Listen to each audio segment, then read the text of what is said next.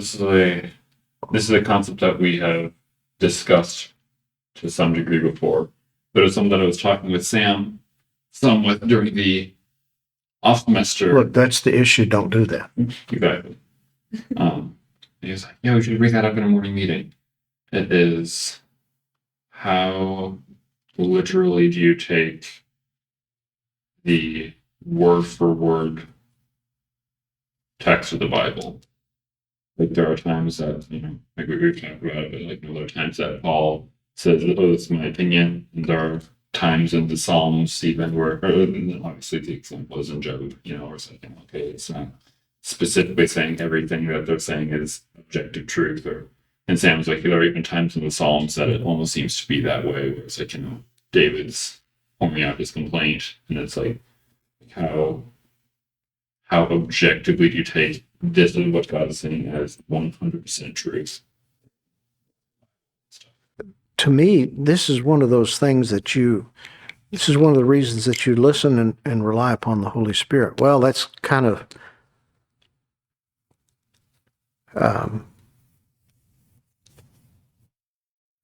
not very precise, because we can all have times where we hear the Spirit, don't hear the Spirit. I think not hearing the Spirit is what happens to us very often. There was a guy at work one time that was very angry with me over something about evolution.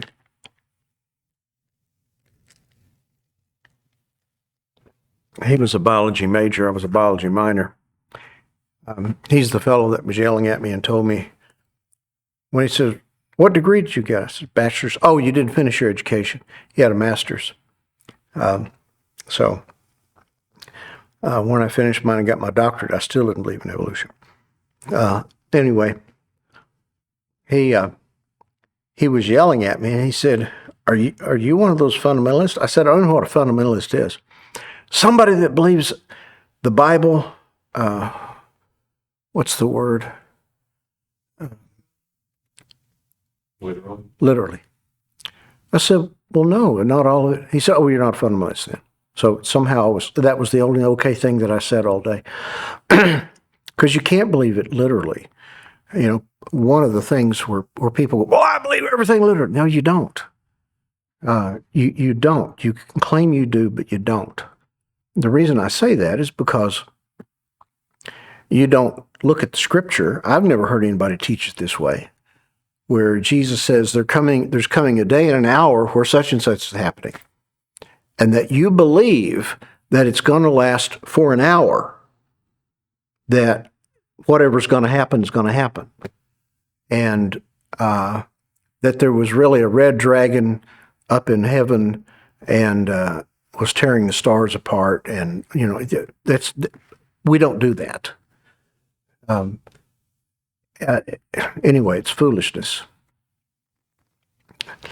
I think a lot more of it needs to be thought of literally, but I think, as I've said before, one of the biggest problems that we have is not taking it literally, but not taking it figuratively. I can hear somebody now jumping up down. He's just a liberal. Well, I promise you I'm not. The liberals just absolutely hate the things that we say here and talk about. By that, I only simply mean, in the vernacular of the day, time of Christ, the time of Paul and John, and then the time of the writing of the Hebrew Scriptures, and the people that were writing them, they would use figures of speech, just like we do. And we don't take our figures of speech literally. We know that the person means that something different than by the words that they're saying. It's just a literary tool. And I think we also don't, we're so busy trying to take it literally that we don't see things that make you go tilt.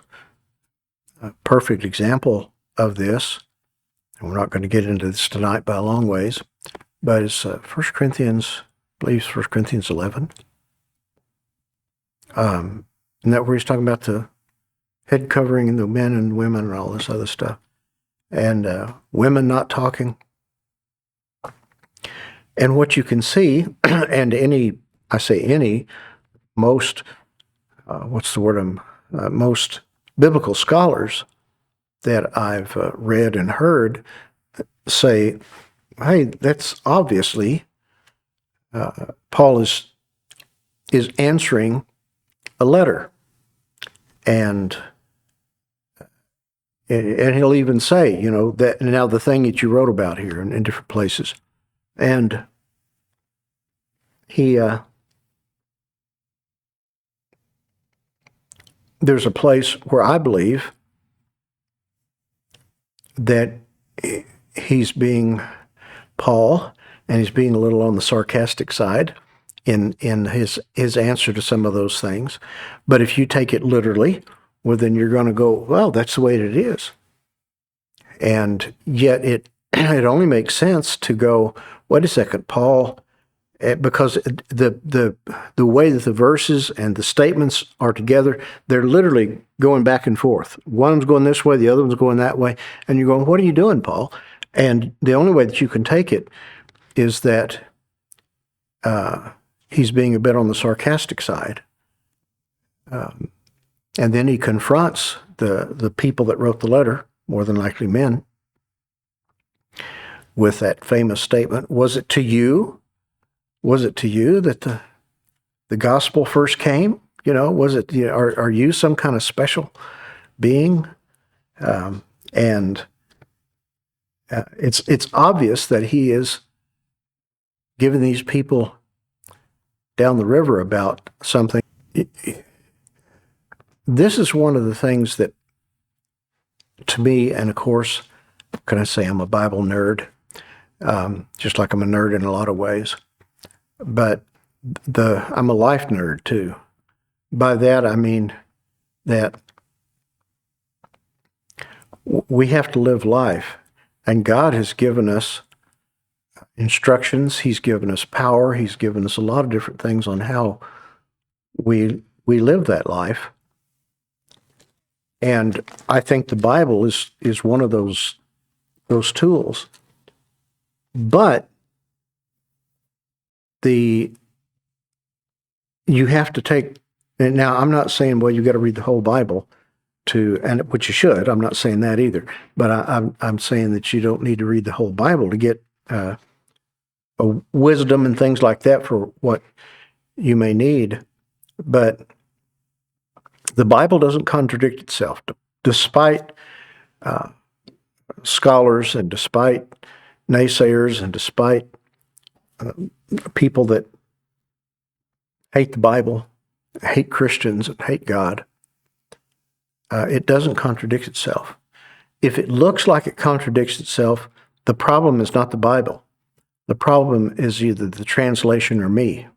I've found that to be 100% true. I've never found anything in Scripture that once I looked at, it's saying that, I didn't come to complete peace with the fact that the whole Bible was agreeing with itself. And it wasn't something that I made up. I would go and be going, why does it say that, looking in the English? And I go look in the Greek and the Hebrew, and trying to be understanding and nice about it, that most of these things that were written like that were where they were trying to do a translation.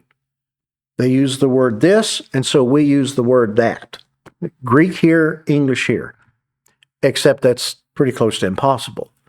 And so when in trying to do that, they can't get concepts explained.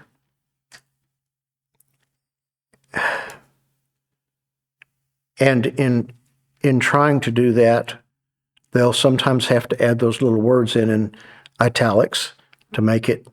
And they also, just like all of us, come with their prejudices. We're people. This is what science is supposed to be about. And I'm not saying that the Bible needs to be searched like science, but one of the things that we can be sure of is that it speaks the truth. And all of the supposed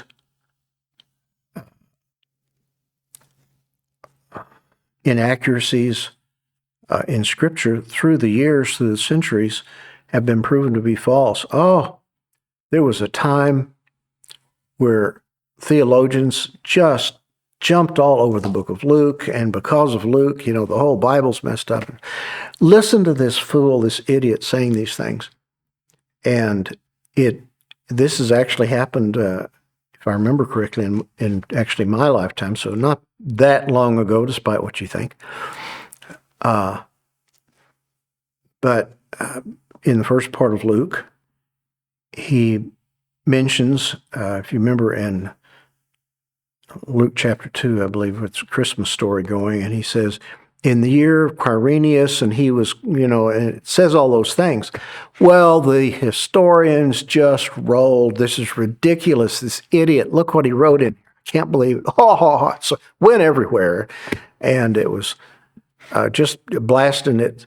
And then, oh, bother, when this happens, they found a little thing in a library speaking of a time where I can't remember the particulars of it, but it was exactly as Luke had said, and it was for just a very short period of time, which of course made it even worse because then you know exactly when it happened. Very accurate. And Luke said, I'm writing this to make sure that it's accurate.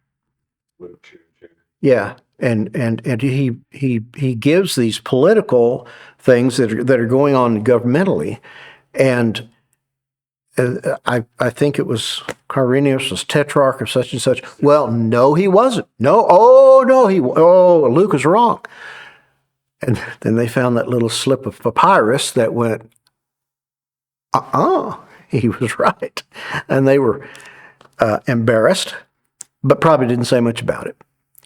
Knowing people. To me, it's very difficult to. I look for agreement, I guess is what I'm saying. Like if you're reading Job, you absolutely, and we know this here, you absolutely can't go, it's in the Bible, it's true. Stop that. If it's in the Bible, it's true. The fact is that we know full well there are things in the Bible that were stated by people that were not true. Now, I want to explain something. The Bible is true because it's not the Bible. If I don't know, some person, everyman, so we'll call him Everyman. Mr. Everyman says there is no such spirit, no such creature as Yahweh, and that's it. That's fine, and it's in the Bible.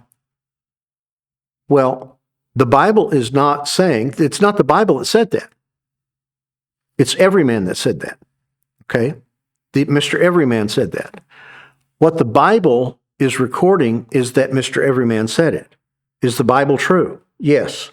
The Bible is speaking the truth. Mr. Everyman said that statement. Is his statement true? The Bible never said his statement is true. The Bible merely said Mr. Everyman's statement, or made the statement, and that's it. And when you go to the book of Job and you start reading Job's three friends, you have to be going, what in the world are you talking about? And I'm sure God and angels and Job were wondering what they were talking about too. But can those three losers, sorry, get something right. The fact is they may get something right. I would be a little cautious on building a doctrine of your life from one of those three losers. We won't tell you what denomination they were from. I don't know. Anyway, the point is that some of the things they're saying may be true, but how will you know if they're true? Well, I can tell you how. Jesus said, if you abide in what? My word. You abide in my word, then you're truly disciples, and you will be intimate with the truth. You will know the truth. You will know it when it's in front of you, and the truth will set you free. You will see things, and it's not that you'll have some big reaction, and I think you probably all have this, that you're going, I'm not too sure about that. It's easy enough. If you're over in the book of, I don't know, John, and you're reading from chapter 14, and you look at something and you go, I'm not too sure about that. What can you be sure of? What? The word. Okay, but the thing that you can be sure of is that when you look at John 14 and you go, I'm not too sure about that, you can be sure that you're wrong. That's what you can be sure of. Because it's Jesus speaking. He's not pulling a Job 3-time losers. He's not doing any of that stuff. And it depends on who's speaking. David may speak things, a lot of things that were true, but he also was very much a man and walked in ways that you were going, wait, Dave, buddy, it's not quite what we need to be doing here. Abraham, you name it. Jacob, that mighty man of faith and power.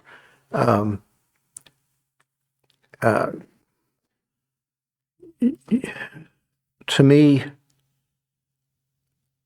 this is why we read the Word.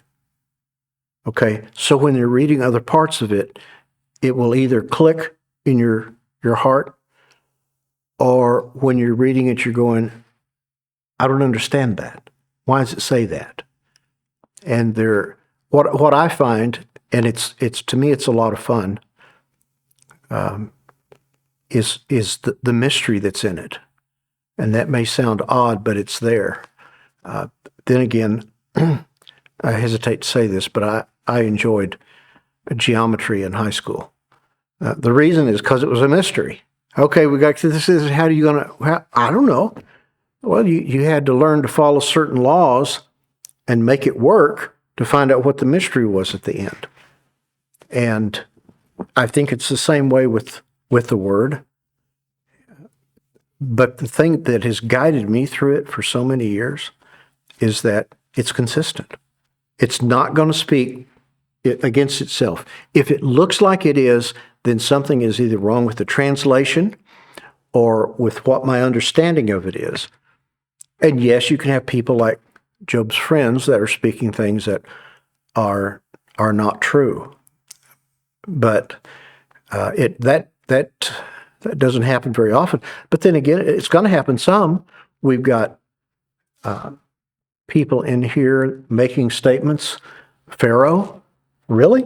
Pharaoh makes, Nebuchadnezzar, who was chosen by God to do some things on earth, but I think we can safely say he was a wee bit on the heathen side. We've got Pilate saying things, all sorts of people that were not necessarily on God's side. And you have to read those testimonies, listening. Did they say something true? So I do not take the Bible literally. Now, there are some people, like I said, that would just react all over that. How can you not do that? No one does. No one does. And which I've already shown when we first started. And people will say they do, but they don't. And I've listened to them preach, and you just kind of those people that are yelling at you and being bullies from their pulpits. And well, I do. No, you don't. You do not take the Bible literally. Now, do I think most of it should be? Yeah. But there's places where it is pretty obvious that things are hidden. Another big one that people, if they don't understand things from the book of Enoch, did I just say that? That when you read that the powers of today, if they would have known what was going to happen with the crucifixion of Christ, they wouldn't have done it. And if you're thinking Pilate and Herod, you're completely wrong, because it's you have to know something from the book of Jude and 2 Peter and therefore Enoch.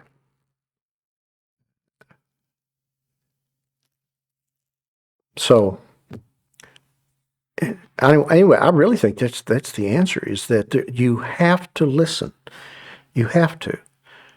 And I think one of the other things that is important is overcoming your prejudices. We, from the time we're very young, we get those. They're given to us in Sunday school or by the preacher. Mom, dad, older brothers were always causing issues somewhere. That kind of thing. So, I remember when I started reading the Bible my senior year in college, after I'd been changed radically by the Lord. And there were, for many years, I read the Bible with, okay, I know what that means. A perfect example would be, and these shall be put in outer darkness, there will be wailing and gnashing of teeth. Well, everybody knows what the Gehenna that is. It's about hell. Except, of course, it's not. But I had been trained, you will see that and you will say that it's hell. And I've told this before, but there was a particular IMI student I was talking to after his graduation, a few years after his graduation, and I brought up the fact that there was no place in the Bible that said that hell was a lake of fire. Oh, he was fierce. I mean, he was ready to come through the phone line. It was a cell phone. He'd been stuck out there in the ether forever, and hurt me badly. He was very angry, and I said, "Look it up."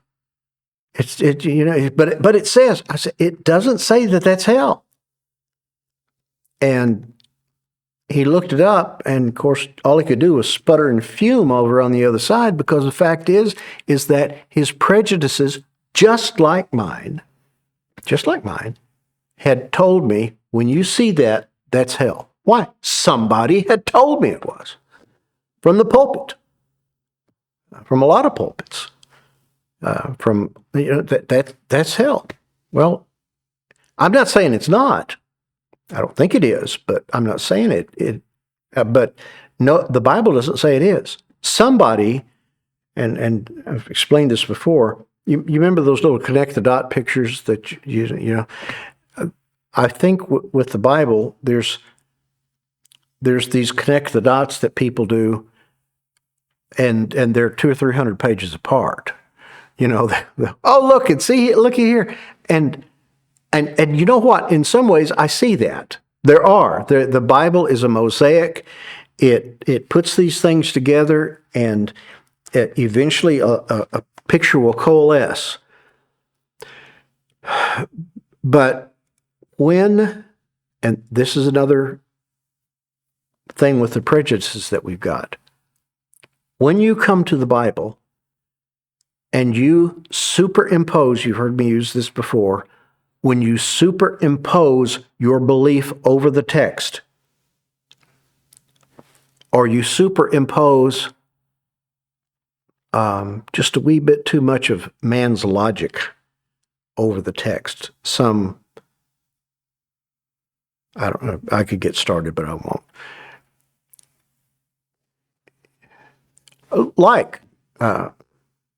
I see like a fire, that means hell. Well, I just superimposed the word hell over the lake of fire. And it may be, but it's not necessarily. There's all sorts of things that we look and believe that we superimpose our beliefs over them.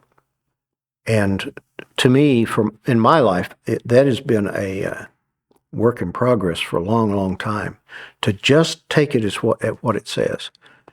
I think it's one of the things that's actually been very, very fun about being here, is that you never know when some student is going to say, oh, and I was looking at this the other day and I saw this, and you're going, wow, that's really true. And the great news is eventually they'll graduate and you can steal it. You can plagiarize it. You look like you're pretty smart. Anyway, because we are a body of believers that are coming together looking in the Word. And so, Mrs. Davis she'll have an insight. Hey, look at this. And I'm a little ashamed of this, but not a lot. I will go, Mary, point 1, you're speaking in my presence and you're not supposed to. Point 2 is that you're simply wrong, and you shouldn't be saying that in public anywhere. And then when she's not in the room, I use it and I look like I'm pretty smart. And then it looks like, who came up with it? Be me. And so she doesn't know. She comes in, and I've again showed my brilliance, bigotry, and cruelty by stealing. What problem do you have with the Ten Commandments?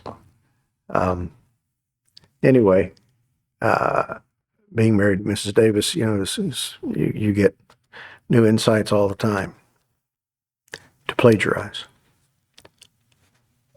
Because we're a body, we will see things differently. It's been a long time since I told this, but this is pretty funny. That it's the very first batch of IMIers. This guy was one of the first or second graduating classes, and he was really on fire for the Lord. And he started talking at a meeting one day, and he was talking about John 14. I remember it. And I don't remember what he said, but it was really deep. I mean, and he was all excited. That's the way he talked. Everything, he was all excited about everything. And very enthusiastic about that. And he's throwing this stuff at you, and you're going, and he wasn't talking to me, he was talking to everybody. And I remember thinking in fact, I was up front teaching, and I remember sitting there having an argument with the Lord. Is there some reason you didn't tell me that? I mean, it was really good what the kid was saying. I mean, and I remember going, this is not fair. This is not right. And the Lord spoke up that right that moment. And he said, didn't I say if they would abide in the Word that they would be wiser than their teachers? Yeah, but that's not my life verse. Anyway. He said, yes. I'm having a conversation, listening to him at the same time. He said, well, it seemed like that ought to be good enough then. I said, yes, sir. Never mind. And enjoyed it from that time on. But anyway, it was pretty funny.